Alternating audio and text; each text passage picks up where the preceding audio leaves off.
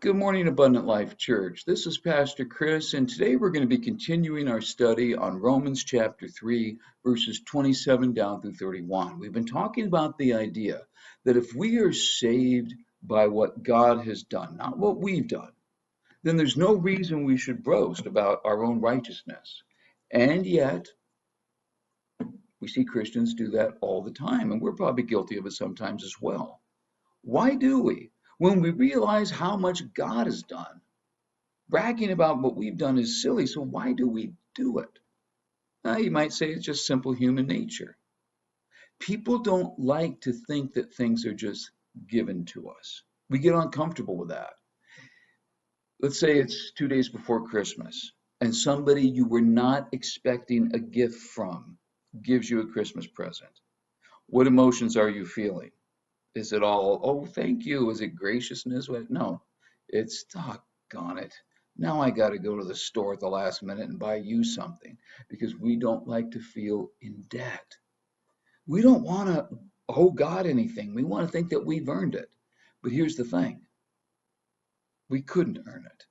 God had to do it for us. It's the only possible way. So we just have to get used to the fact that we are forever in God's debt, and there's no way that can ever be repaid. All right. Here's another reason why trying to earn your way into heaven just will not work. Say that you want to be judged for how good you've been. Okay, let me ask you this. Do you really? Do you really want to be judged for all the good and bad in your life? Under this system, are you really sure how your verdict would come out? Do you want to risk it? I don't. It's probably best that we just depend on what God has done for us as a way to go.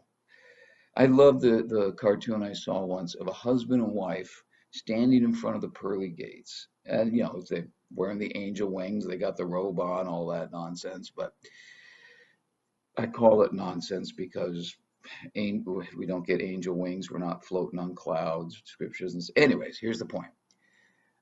Before they go in, the husband, who just looks like he's grumpy. He's grumpy about everything. He's about to go into heaven and he's grumpy. The caption is the wife saying to him, remember, Edgar, whatever you do, don't demand what's coming to you. Yeah.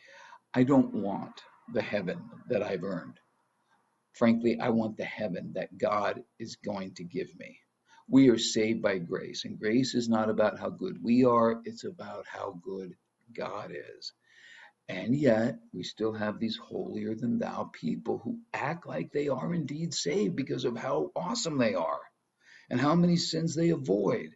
They've got the whole thing backwards, and they may not even realize that it isn't a good idea to live like that. So if God has done all the work for us, okay, then how are we supposed to live? How are we supposed to be saved? Well, first, Paul has a question about the old system of law.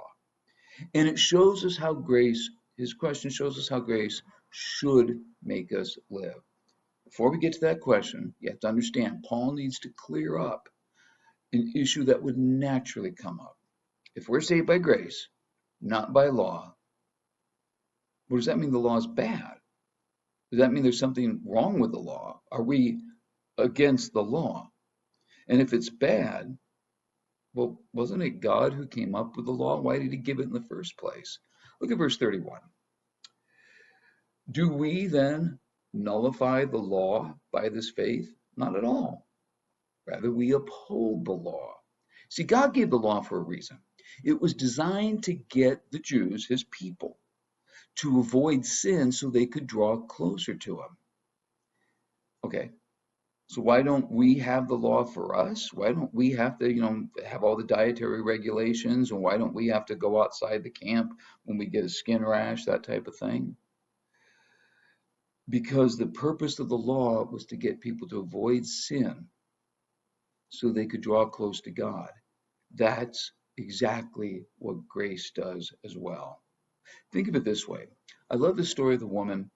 She was married to a man for about 15 years, and this man was a tyrant. He bossed her around. He had a list of things that he demanded she do. He had a list of chores for her. Some of these chores she had to do every day. Some of them were weekly chores, some were monthly chores, but she had better make sure she got the chores done. He was not fun to live with. But then one day, he did the kindest thing for her you could imagine. He died. So now she's a widow.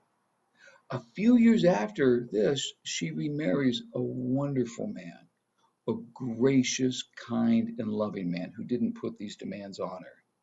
About 10 years into this marriage, she's going through some old papers, and guess what she found? She found the list her first husband had made of all the chores she had to get done, and she discovered something. Now, all of a sudden, she's still doing all the things on the list. And she realized she's doing them now not because she had to, but because she felt loved. Yeah, this is how grace works. The law gives us these list of demands, and we think, well, we better get them done. With grace, we should naturally want to live a good life, naturally avoid sin, naturally serve and honor God. Why? Because we are loved. Okay, so let's review. We are saved not by what we've done, but by let me say that again. We're saved not by what we have done, but by what God has done for us. The law doesn't save us, God's grace does. That doesn't mean the law was bad. It means that when we realize what God has done for us and how much we need Him, we naturally start to live for Him.